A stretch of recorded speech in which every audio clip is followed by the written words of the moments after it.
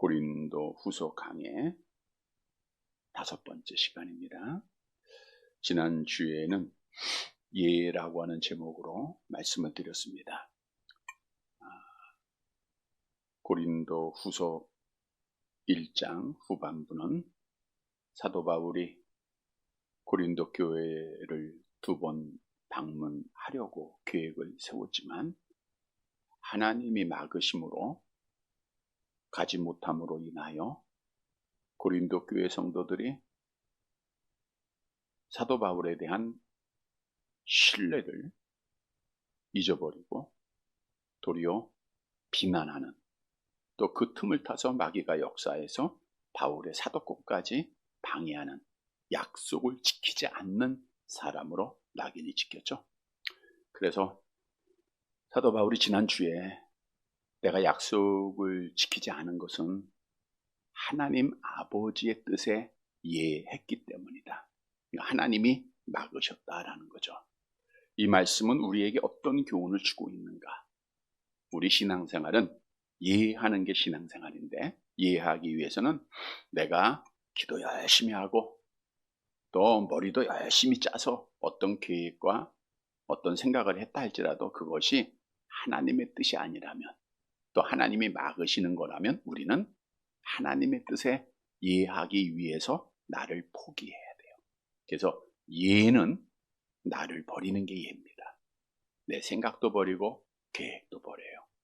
잘 아는 대로 모든 것은 하나님의 말씀대로 될 뿐입니다. 또한 사도 바울은 고린도 교회 성도들에게 정말 예의 모범이 되셨던 예수님을 소개하고 있죠. 우리 예수님은 예하고 아니라함이 되지 않았다. 예함으로 이 땅에 오셨고 예함으로 십자가에서 죽으셨고, 그 예수님을 본받고 우리를 버리는 것이 순종이다라고 말씀을 드렸고, 또 예하는 자가 하나님께 영광을 돌리는 자다.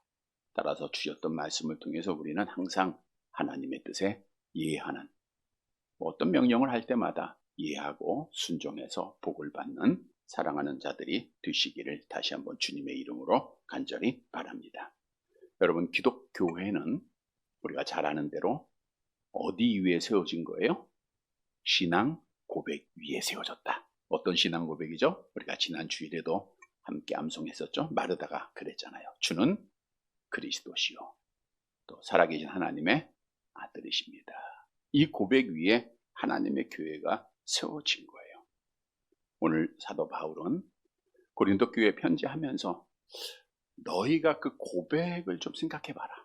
그 고백. 너희 믿음이 어떻게 시작이 됐는가. 그리고 나서 자기가 계획을 변경할 수밖에 없었던 것을 계속해서 변론해 주고 있습니다.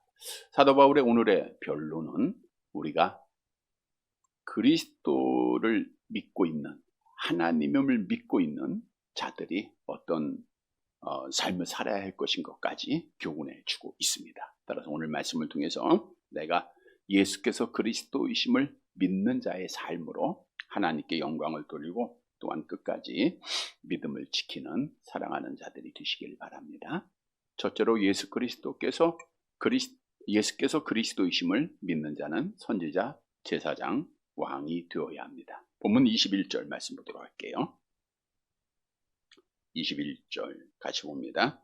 우리를 너희와 함께 그리스도 안에서 굳건하게 하시고 우리에게 기름을 부으신 이는 하나님이시니.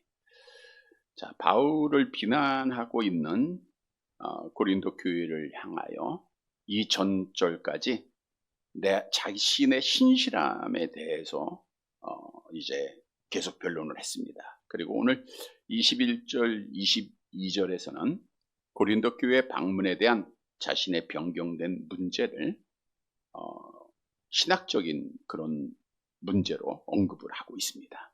계속된 말씀을 보면 우리를 너희와 함께, 그러니까 사도 바울과 고린도 교회 성도들, 오늘날로 말하면 우리 성도들을 말하고 있죠. 너희와 함께 그리스도 안에서.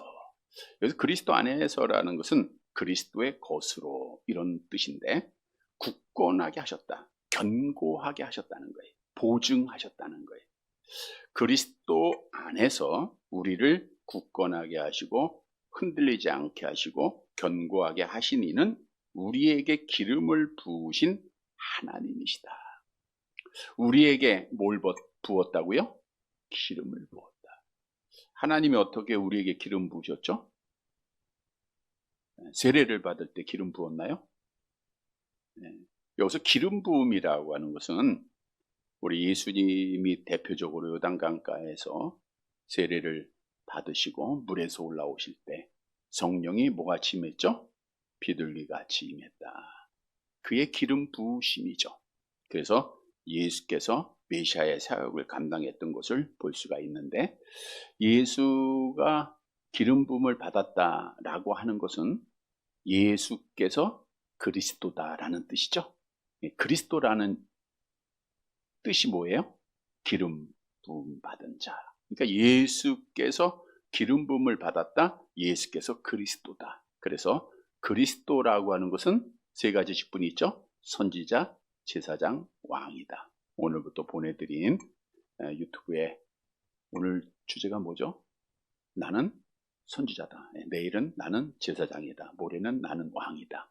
조금 조회수가 안 나와도 신학적인 것을 이렇게 알려야 우리 채널 자체가 끝까지 믿음을 지키기 위한 것이기에 어떻든 기회되는 대로 바른 믿음을 이렇게 전하는 채널로 지금 활용하고 있는데, 하나님의 은혜로 구독자 수도 많아지고 있습니다.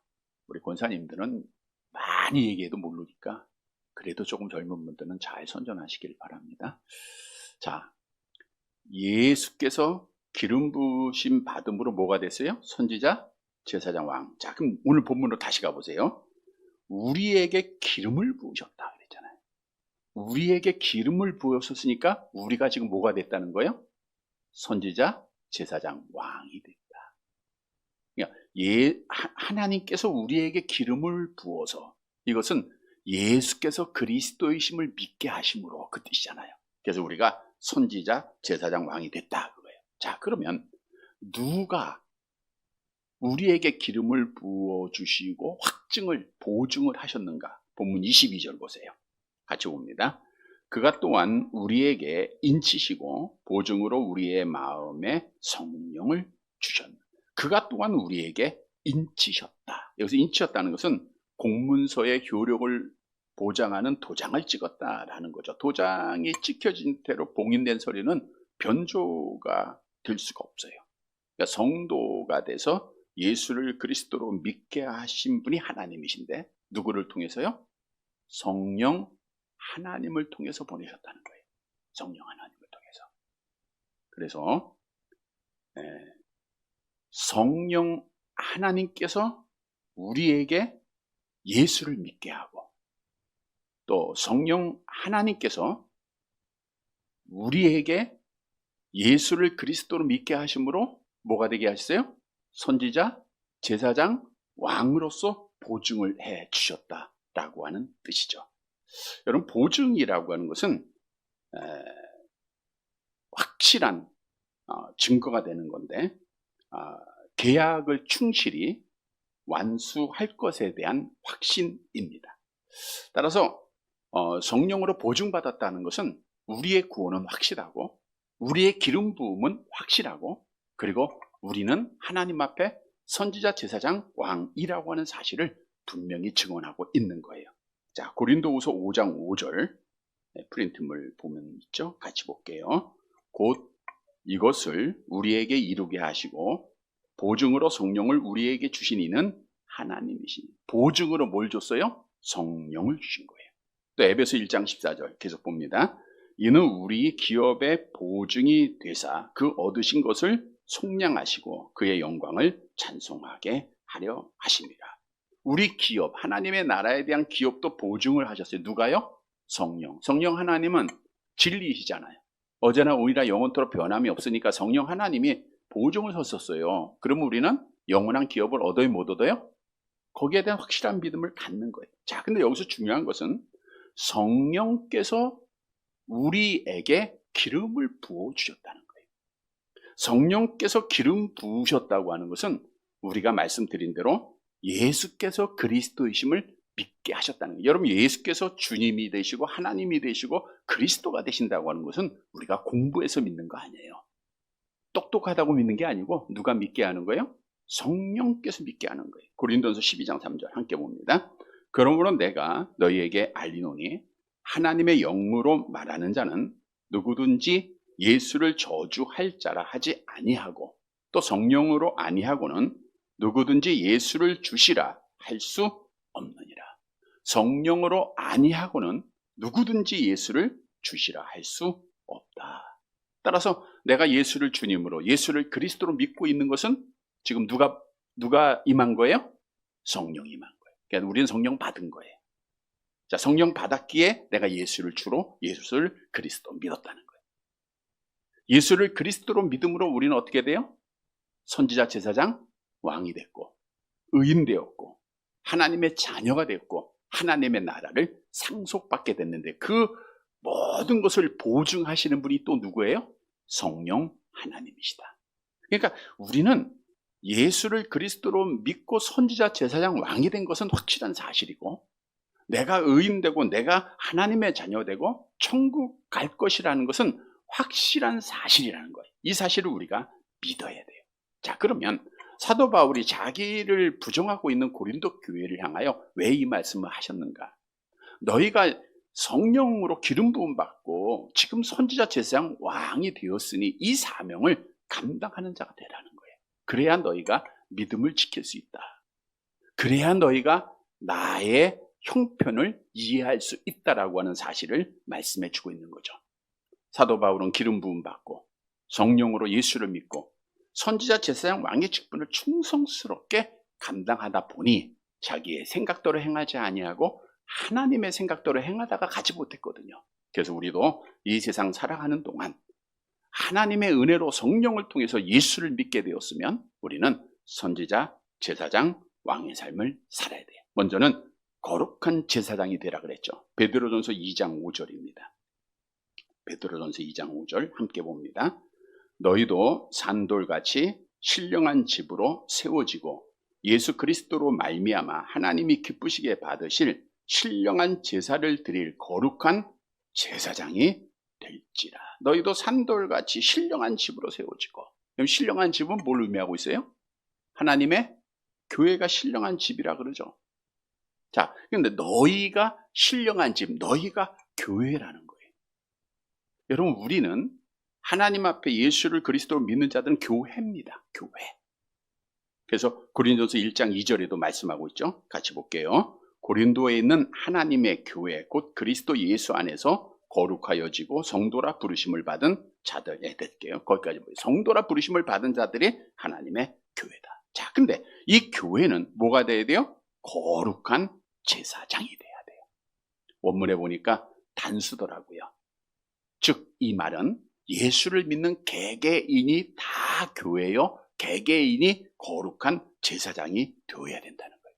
자, 그러면 제사장이 해야 할 가장 큰 사명은 뭡니까? 제사장이 뭐 하는 직업이에요?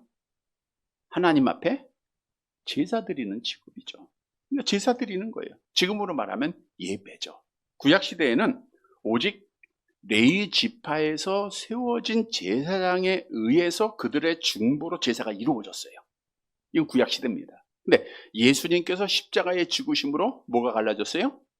지성소와 성소를 구분하고 있던 휘장이 갈라짐으로 인하여 예수를 믿는 자는 하나님 앞에 당당하게 담대하게 나아갈 수 있게 된 거예요. 특권이 우리에게 주어진 겁니다.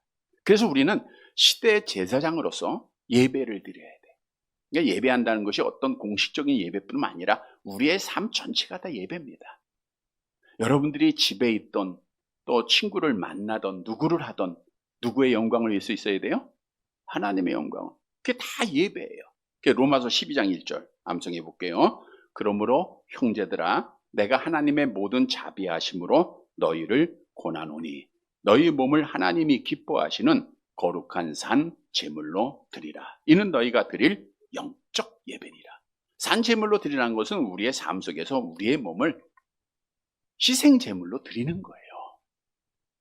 여러분, 우리는 예수를 그리스도로 믿음으로 구원받았다 하면 내 몸은 내 것이 아니에요. 누구 거예요?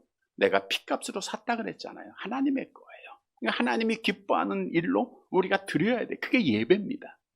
뿐만 아니라 우리가 일반적으로 생각하는 대로 하나님이 계시는 성전에서 제사장의 사명을 감당하라, 예배드리라는 거예요. 성전은 하나님이 계신 곳이죠. 우리 시편 132편 7절 9절 함께 봅니다. 우리가 그의 계신 곳으로 들어가서 그의 발등상 앞에서 엎드려 예배하리로다. 주의 제사장들은 의의 옷을 입고 주의 성도들은 즐거이 외칠지어다. 그래서 우리가 주일에 나와서 하나님을 찬양하고 하나님을 예배하는 게 지금 내가 어떤 직분이에요? 제사장의 직분을 감당하고 있는 거예요. 그래서 우리는 지금 구약시대처럼 어떤 레위지파의 제장이 필요가 없어요. 목사가 필요가 없어요. 여러분 개개인이 있는 곳이 다 예배가요. 집에서도 예배드리고 길을 걸으면서도 예배고. 우리는 만인 제사장이에요. 예수를 믿으면 우리는 다 제사장입니다. 여러분 언제든지 하나님 앞에 예배드리는, 그래야 믿음 지키는 거예요. 뿐만 아니라 두 번째로는 왕이 되어야 돼요. 이건 왕이라고 하는 것, 왕은 뭐 하는 사람이에요? 지배를 받는 사람이에요? 지배하는 사람이에요? 지배를 받는 건 아니죠. 지배하죠. 다스리죠. 네.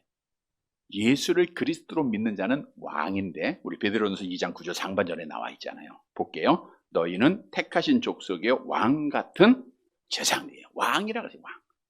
그래서 왕은 다스리는 거예요. 다스려야 돼요. 자, 그런데 오늘날에는 예수를 그리스도로 믿으면, 물론 우리는 하나님께서 우리 아담을 창조하실 때에는 하나님의 형상대로 창조하셨는데, 그 하나님의 형상은 뭘 의미해요? 선지자, 제사장, 왕이라 그랬죠. 왕으로 창조하셨어요.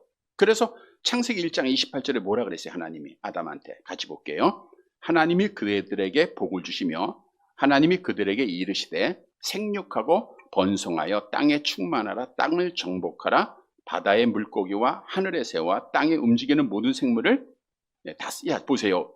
충만하라, 정복하라, 다스리라. 이게 누가 하는 거예요? 왕이 하는 거잖아요. 그러니까 아담은 왕으로서 다스리고 정복할 수 있는 특권이 주어졌어요. 근데 아담이 타락함으로 이걸 잊어버려요. 하나님의 형상 상실은 선지자, 제사장, 왕의 직분을 다 상실한 거잖아요. 그러니까 오늘날도 많은 사람들이 세상의 지배를 받아요. 세상을 사랑해요. 세상 것 때문에 고민하고 세상 것 때문에 미쳐서 살아가고 있고, 이게 다 뭐예요? 타락한 증거예요. 그런데 하나님은 여러분들을 예수 그리스도를 통해서 뭐가 되게 하셨어요? 왕이 되게 하셨단 말이에요. 그러니까 우리는 예수를 믿는 자들은 이제는 왕으로서 살아가야 돼요. 비록 우리가 못 가질 수도 있고 지위가 낮을 수도 있어요. 못 배울 수도 있어요. 그러나 우리는 왕입니다. 누구 앞에 왕이에요? 하나님 앞에 왕이에요. 만왕의 왕 되신 하나님이 우리를 왕으로 이 시대에 삼아주신 거예요. 그러니까 우리는 세상에서 찌질구리하게 살아서는 안 돼요. 세상 것 때문에 걱정하고 고민하고 세상의 지배를 받고 세상 것 사랑하다가 믿음 지키지 못하는 어리석은 자가 돼서는 안 된다는 거예요. 왕은 다스리는 거예요. 정복하는 겁니다. 위에 있는 겁니다. 우리는 우리의 믿음은 세상 것 위에 있어야 돼요. 우리가 세상 것 밑에 있으면 많이 가져도 고민하고요, 괴롭고요, 고통스러운 거예요. 우리가 왕으로서 위에 있으면 모든 걸 다스리게 되면 그 안에서 하나님의 뜻이 이루어지는 거예요. 그래서 성경도 세상 것 사랑하지 말라 우리에게 명하고 있죠. 요한일서 2장 15절 함께 봅니다. 이 세상이나 세상에 있는 것들을 사랑하지 말라. 누구든지 세상을 사랑하면 아버지의 사랑이 그 안에 있지 아니하니. 따라서 우리는 왕이다. 이제 내일 모레 드릴 이제 주제이기도 합니다. 나는 왕이다. 날마다 외치세요. 우리는 세상을 지배하는, 다스리는 삶을 살아가야 돼요. 세 번째, 선지자가 되어야 됩니다. 베드로전서 2장 9절 하반절 말씀 볼게요. 같이 봅니다. 이는 너희를 어두운 데서 불러내어 그의 기이한 빛에 들어가게 하신 이의 아름다운 덕을 선포하게 하려 하심이라. 여기서 아름다운 덕은 복음이죠. 아름다운 덕. 선포한다는 것은 널리 선언한다, 증언한다는 거예요. 여러분, 선지자가 해야 될 가장 큰 사명은 먼저는 하나님의 말씀을 받아야 돼. 그리고 뭐 해야 돼? 선포해야 돼. 지금 하나님의 말씀 받는 것은 성경 66권으로 완성이 됐어요. 지금 우리가 뭐 계시 받았다, 내가 이거 받았다, 이건 다 개인의 경험입니다.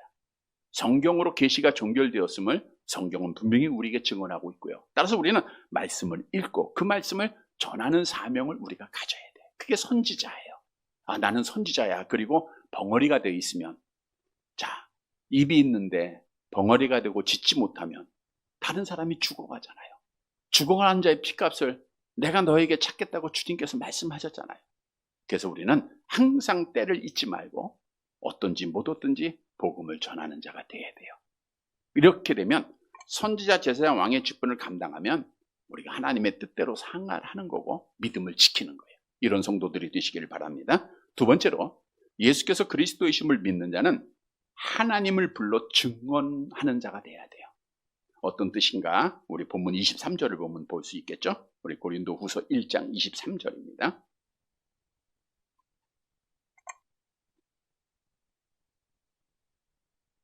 고린도후서 1장 23절 같이 볼게요. 내가 내 목숨을 걸고 하나님을 불러 증언하시게 하노니 내가 다시 고린도에 가지 아니한 것은 너희를 아끼려 함이라. 자, 지금 고린도에 가지 아니함으로 고린도 교회 성도들이 실망하고 사도 바울에 대해서 부정하고 낙심하고 있을 때예요. 그때 이런 말을 해요. 내가 내 목숨을 걸고 하나님을 불러 증언하노니.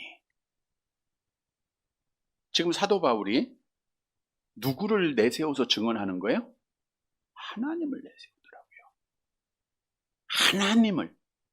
그러니까 내 말은 잘 안 믿을 것 같으니까 너희가 믿고 있는 그 영원한 진리신 하나님을 불러서 증언을 해요.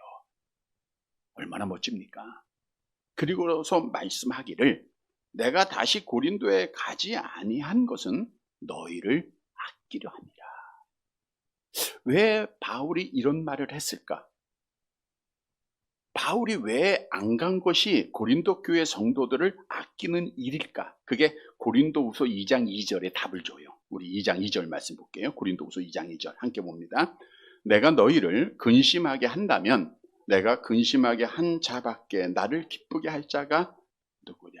이 말씀은 사도 바울이 고린도 교회가 문제가 있었다라고 하는 소식을 듣고 바로 갔다고 하면, 사도 바울도 인간이다 보니까 고린도 교회 성도들에게 뭐 했을 거예요? 화를 냈을 거라는 거예요. 저들의 죄를 지적했을 거라는 거예요. 그러면 교회가 근심에 빠지잖아요. 여러분, 우리도 어떤 상황에서 분을 참지 못하고 감정적으로 대하다가 아이고 뒤돌아서서 조금만 참을걸, 아이고 하지 말걸 라고 하는 후회를 참 많이 하죠. 사도 바울도 본래 가려고 했던 마음은 그 마음이에요. 그래서 사도 바울이 자기의 뜻대로 갔다고 하면 고린도 교회가 근심하게 돼요. 죄를 지적받으니까 얼마나 마음이 아프겠습니까? 그래서 사도 바울이 가지 않은 것은 하나님께서 한 템포 늦추게 하신 거예요. 참 귀하더라고요. 여러분, 우리가 막 분노하고 화낼 때 한 템포를 늦춰야 돼요. 누가 해주셔야 돼요? 하나님이 해주셔야 됩니다. 성령의 지배를 받은 사람은 한 템포 늦춰서 말하면 실수가 없어요. 이런 성도들이 되어야 됩니다. 자, 근데 오늘 본문으로 다시 가보면 23절에 사도 바울이 누구의 이름으로 증언했다고요? 하나님의 이름으로. 그럼 고린도 교회 성도들이 사도 바울이 하는 말을 믿어야 돼요? 안 믿어야 돼요? 믿어야 되겠죠. 하나님을 믿는다고 하면 하나님의 이름으로 하니까 믿을 거 아니에요. 하나님의 이름으로 맹세하는 거예요. 내가 정말 가기를 원했지만 하나님이 막아서 못 간 거야. 하나님의 이름을 빌어 맹세해야 돼. 그 진실한 일이거든요, 지금. 그런데 성경은 예수님께서 하나님의 이름으로 맹세하지 말라라고 우리에게 명하셨어요. 우리 마태복음 5장 34절 함께 봅니다. 나는 너희에게 이르노니 도무지 맹세하지 말지니 하늘로도 하지 말라. 이는 하나님의 보좌임이요. 내가 교회 다니는데, 내가 하나님 믿는데 라고 하면서 자기를 별로 하는 많은 사람들을 우리가 봅니다. 특히 이제 청문회나 법정이나 이런 데서 나 하나님 믿는 사람이에요 라고 하면서 진실을 말하면 괜찮은데 거기에 거짓이 들어가는 거예요. 거짓이 밝혀져요. 그럼 누구의 영광이 가려요? 하나님의 이름이 욕되고 하나님의 영광이 가려지는 거예요. 그래서 성경에서 도무지 맹세하지 말라라는 것은 거짓 맹세하지 말라 그 뜻이에요. 거짓말로 하지 말라는 거예요. 레위기서 19장 12절 함께 봅니다. 너희는 내 이름으로 거짓 맹세함으로 내 하나님의 이름을 욕되게 하지 말라. 나는 여호와니라. 말씀을 잘 보면 거짓으로는 맹세하지 말아야 하고 우리가 진실한 맹세는 해야 되는 거예요. 진실한 맹세. 신명기 6장 13절에 나와 있잖아요. 함께 봅니다. 네 하나님 여호와를 경외하며 그를 섬기며 그의 이름으로 맹세할 것이라. 자, 그러면 보세요. 하나님이 사도 바울을 보증할 만한 사람으로 보증해 주시는 거예요.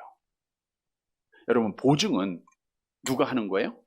힘 있는 사람이 하겠죠. 근데 믿을 수 있는 사람을 위해서 보증하는 겁니다. 아무나 보증 안 쓰잖아요. 어떤 분들은 부부지간에도 보증 쓰지 말라 그러는데, 예? 믿을 수 있으니까 자식에 대해서 보증해 주는 거잖아요. 뭐 은행 가서 보증을 하던, 어떤 회사에 취직할 때 보증서를 써주던, 아무나 지나가는 사람 내가 보증해 줄게 하는 사람 있어요? 하나도 없어요. 여러분, 하나님도 마찬가지입니다. 하나님 아무나 보증 안 해줘요. 하나님이 믿을 만한 사람, 하나님이 정말 신뢰할 수 있는 사람에게 진짜 보증을 해주는 거예요. 이 말은 뭘 의미하느냐? 사도 바울이 하나님의 보증을 받을 수 있었다는 것은 사도 바울과 하나님의 관계가 어떻다는 거예요? 굉장히 밀접했다, 친했다라는 것을 말해주고 있는 거예요. 그러니까 내가 하나님이 나의 보증이 된다라고 당당하게 얘기할 수 있지 않겠습니까? 여러분, 이런 성도가 돼야 믿음을 지키는 거예요. 하나님과 밀접해야 됩니다. 가까워야 됩니다. 하나님과 멀어질수록 하나님의 이름이 우리의 삶에, 우리의 입술에서 없어져요. 하나님이 안 보이고 입술로 하나님의 증거하지 못하고. 그러나 사도 바울은 늘 하나님과 함께하는 사람이었잖아요. 그래서 로마서 1장 9절에도 같은 말씀은 있죠. 같이 볼게요.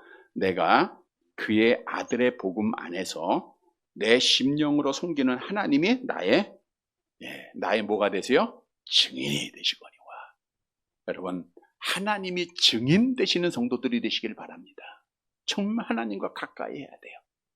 그래서 우리 하나님 가까이 함으로 하나님께서 나의 증인 되심으로 우리가 이 세상에서 믿음을 끝까지 잘 지키는 사랑하는 성도들이 되시기를 간절히 바랍니다. 세 번째 마지막 대지로 예수께서 그리스도이심을 믿는 자는 믿음 위에 굳게 서야 돼요. 자, 근데 어떤 믿음이냐? 우리가 첫 서론에서 말씀드린 대로 교회는 뭐로 통해서 시작됐다고요? 신앙 고백. 그 믿음 위에 굳게 서라는 거예요. 본문 24절 말씀 볼게요. 마지막 절이죠. 24절 같이 봅니다. 우리가 너희 믿음을 주관하려는 것이 아니요 오직 너희 기쁨을 돕는 자가 되려 함이니 이는 너희가 믿음에 섰음이라. 잘 보세요. 꼭 필요한 말씀입니다. 우리가 너희 믿음을 주관하려는 것이 아니요. 이 말은 지금 사도 바울은 고린도 교회 성도들에게 지금으로 말하면 뭐예요? 목회자죠. 교회를 세운 자니까 설립하고 목회도 했잖아요. 그러니까 목회자는 너희 믿음을 주관하는, 지배하는 자가 아니라는 거예요. 여러분, 이게 기독교의 진리입니다. 목사는 절대 성도들의 믿음을 주관하는 거 아니에요. 이걸 한번 바꿔 얘기하면 어떻게 돼요? 성도들은 자기 믿음에 대해서 목사를 의지해야 돼요? 스스로 책임을 져야 돼요? 스스로 책임져야 된다는 거예요. 많은 분들이 그래요. 누구 때문에? 지금 교회를 떠나고 또 하나님을 등진 많은 분들이 그래요. 누구 때문에 내가 사기를 당해서, 누구 때문에 이런 말들을 참 많이 합니다. 자식이 공부 못하면 누구 때문이에요? 선생님 때문에. 잘 못 가르쳐줘가지고. 학원을 보냈는데 학원에서 잘 못 가르쳐줘서. 자기 아들은 아무 문제가 없어요. 신앙생활에도 마찬가지입니다. 실족함을 당하고 시험을 당하고 떠나는 자들은 다 핑계가 있어요. 이게 아담의 후손이라고 하는 증거예요. 하나님의 아담 찾아왔을 때 뭐라 해요? 당신이 준 하와 때문에, 또 뱀 때문에. 이게 전부 핑계입니다. 여러분 오늘 성경 보세요. 너희 믿음을 주관하는 건 너희 자신이라는 거예요. 너희 자신이 책임져야 된다는 거예요. 그래서 우리가 주위에 많이 듣습니다. 누구 때문에 교회를 떠난다. 이거 다 헛된 변명이에요. 본인 때문이라는 걸 알아야 돼요. 그러면 목회자는 어떤 자예요? 오늘 본문에 보니까 오직 너희 기쁨을 돕는 자들이 아니니. 이것은 목회자는 돕는 자일 뿐이에요. 그냥 여러분이 갈 때 뒤에서 좀 밀어주고 또 잘못된 길 갈 때 내비게이션 역할로 바른 길로 좀 인도해주고 이런 거지 책임을 질 수가 없는 거예요. 그래서 오늘 본문 24절에 뭐라고 말하느냐? 너희가 믿음에 서 있어야 된다는 거예요. 너희가 믿음에 서라. 자, 이 말씀은 너희가 믿음에 섰다 이 말은 고린도 교회 성도들이 과거로부터 이미 믿음에 서 있었으며 그것이 지금까지 유지되고 있다 이런 뜻인데, 물론 이 말은 당시 고린도 교인들의 신앙이 어느 곳에도 흔들리지 않는 믿음을 가졌다 이런 뜻이 아니라 기초적인 믿음은 흔들리지 않았다는 거예요. 그 기초가 뭐예요? 주는 그리스도시요 살아계신 하나님의 아들이십니다 라고 하는 믿음만큼은 그래도 지금까지 지키고 있다는 거예요. 그래서 마지막으로 권면하기를 너희가 그 믿음만큼은 흔들리지 말고 굳게 서 있어라. 그래야 너희가 끝까지 믿음을 지킨다는 거예요. 여러분 오늘 주시는 교훈입니다. 믿음 위에 기초 위에 바로 서서 흔들리지 말아야 돼요. 정말 악한 영은 우리의 믿음을 흔들리게 해요. 수단과 방법 가리지 않습니다. 정신적으로도 그렇고 영적으로도 그렇고 육체적으로도 그렇고 시험 들게 하잖아요. 아프게 하잖아요. 병들게 하잖아요. 실패하게 하잖아요. 절망의 순간을 빠지게 하잖아요. 점점 암흑 같은 칠흑 같은 어두움의 굴 속에 우리를 계속 집어넣잖아요. 악한 영이 궁극적으로 하는 일은 예수를 그리스도를 부인하게 만드는 겁니다. 궁극적인 목적은 그거예요. 우리 요한일서 2장 22절 23절 함께 봅니다. 거짓말하는 자가 누구냐? 예수께서 그리스도이심을 부인하는 자가 아니냐. 아버지와 아들을 부인하는 그가 저 그리스도니 아들을 부인하는 자에게는 또한 아버지가 없으되 아들을 시인하는 자에게는 아버지도 있느니라. 우리를 부인하게 하고 예수를 부인하게 하고 결국은 멸망의 길로 인도하는 게 악한 영의 역사입니다. 언제까지 있어요? 죽을 때까지 있는 거예요. 그런데 여러 번 말씀드리는데 우리 지난 주일도 말씀을 드렸어요. 예수님께서 나는 부활이요 생명이니 나를 뭐한 자는 믿는 자. 이게 뭐예요? 현재 완료. 지금 믿고 있어야 된다는 거예요. 과거로부터 지금까지예요. 지금 믿은 사람은 주님 오실 때까지, 내가 죽을 때까지. 우리 마지막까지 계속해서 믿고 있는 자가 부활에 참여한다 그랬죠? 첫째 부활에 참여한다 그랬죠? 믿음은 현재형입니다. 그런데 마지막까지 우리가 믿음을 그냥 쉽게 지킬 수 있는 건 아니에요. 악한 영의 시험은 점점 커집니다. 그럼에도 우리는 끝까지 견디고 끝까지 믿음을 지켜야 돼요. 왜요? 끝까지 견디는 자가 구원을 받기 때문입니다. 그래서 끝까지 견디기 위해서, 믿음을 지키기 위해서는 우리가 잘 아는 대로 예수님만 바라봐라. 히브리서 12장 2절 암송합니다. 믿음의 주여 또 온전하게 하시는 이인 예수를 바라보자. 그는 그 앞에 있는 기쁨을 위하여 십자가를 참으사 부끄러움을 개의치 아니하시더니 하나님 보좌 우편에 앉으셨느니라. 예수를 바라보자. 믿음의 주여. 주는 그리스도시요 살아계신 하나님의 아들이라고 하는 그 믿음의 주인이 누구예요? 예수님이에요. 온전하게 하신다. 기독교의 믿음을 마치는 분이 누구예요? 예수님. 그러니까 예수님만 바라보면 돼요. 근데 사람이다 보니까 사람이 막 보이는 거예요. 중간에. 그게 마귀의 역사예요. 여러분, 사람은 절대로, 목사는 절대로 바라보지 말고 오직 예수님만 바라봐야 돼요. 흔들리지 말아야 됩니다. 그래서 그래서 끝까지 믿음 지키는 성도들이 되시길 바랍니다. 말씀을 정리해 드립니다. 우리 기독교회는 어떤 고백 위에 세워졌다고요? 주는 그리스도시요 살아계신 하나님의 아들이십니다. 날마다 고백해야 됩니다. 그러면 이 고백 위에 세워진 성도, 교회는 어떻게 생활해야 되는가? 어떻게 해야 우리가 믿음을 지키게 되는가?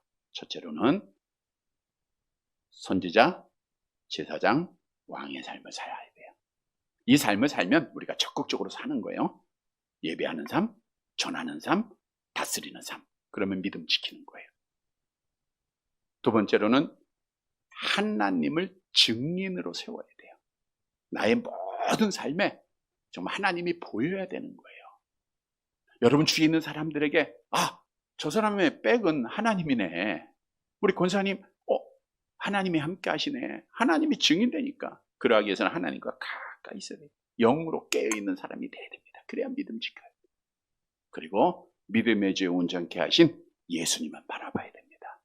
사랑하는 성도 여러분, 오늘 주신 말씀 꼭 기억하고 우리가 성령을 받아 예수께서 그리스도이심을 믿고 하나님의 자녀가 되었다고 하면 오늘 그리스도를 믿는 자의 삶으로 하나님께 영광 돌리고 끝까지 어떤 어려움이 있어도 믿음을 지켜서 하나님 앞에 복을 받는 사랑하는 성도들이 되시기를 주님의 이름으로 간절히 바랍니다.